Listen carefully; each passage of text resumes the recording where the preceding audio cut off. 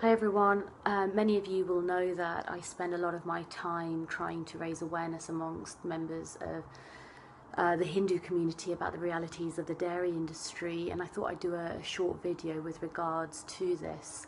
Um, those who follow Hinduism and Hindu Dharma will agree that the Hindu Dharma instills a number of values within us, values that I think are actually widely recognized in a lot of the main religions, ones of speaking the truth, of compassion, of kindness, of love. And Hinduism is especially known for the practice of non-violence, of ahimsa.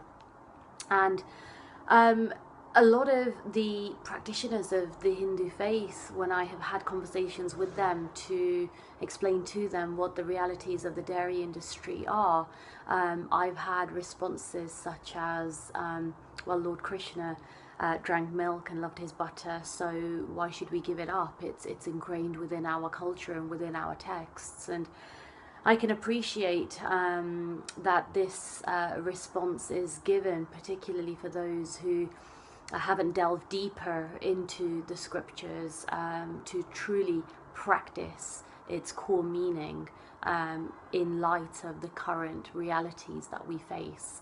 I do not doubt at all that Lord Krishna loved his butter and loved his milk.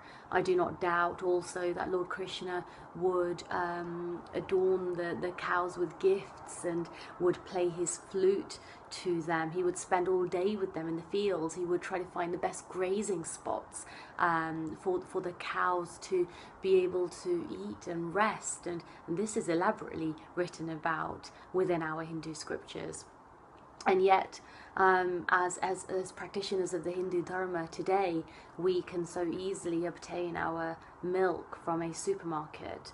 I can almost guarantee that there is no Hindu that I know that will be watching this video who has a cow in their back garden to whom they've just played a flute to, or another musical instrument, to whom they've adorned with gifts and physically addressed with love and respect. That's not the case for any Hindu, particularly not in this day and age, and particularly not in the West. We live in a day and age where there are mass dairy farms producing milk. They are artificially inseminating cows over and over again for them to become pregnant, for them to then produce milk. The artificial insemination process is extremely painful and uncomfortable. It's actually really uncomfortable to even look at. With an arm going up her rectum so that the farmer can feel for the neck of her cervix, so that he can insert the bull semen into her reproductive tract. She'll then be pregnant for 9 months, after which she'll give birth to a calf.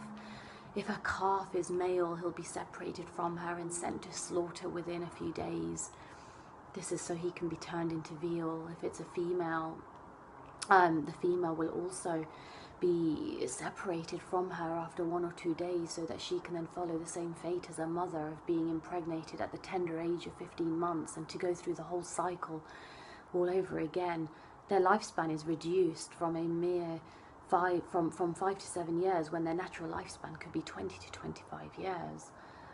It's really unfair for the dairy cows in today's modern dairy industry, and for us as Hindu dharmic practitioners, for us to use the scriptures of what Lord Krishna did nearly over 3,000 years ago to justify our use and consumption of milk today is not valid at all. I mean, you know, the Upanishads make it extremely clear and speak elaborately about not speaking falsities. In fact, the Upanishads say that one who speaks falsehood withers like a tree from its roots. May I only speak the truth.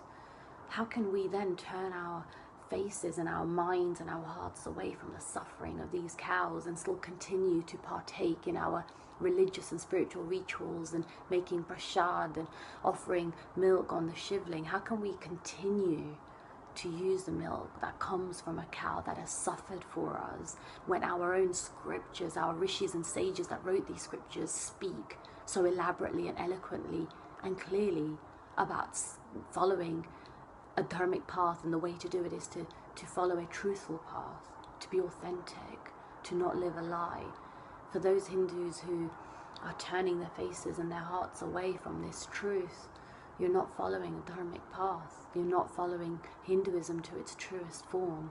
You're really not. So I really appeal to those who are my fellow Hindu practitioners, please open your hearts up to veganism. It's the only way to really fully show and spread compassion to all beings. The Yoga Sutras make it very clear that we must extend our love and compassion to all beings, Sarva Bhoma. That's completely universal. How can we then just extend our love and compassion to our nearest and dearest when the beloved Gomata, our mother cow, is tortured and exploited over and over again for us to be able to consume her milk? Thank you for listening. Please subscribe to my YouTube channel, Imperfectly Vegan, and I'll see you next time. Namaste.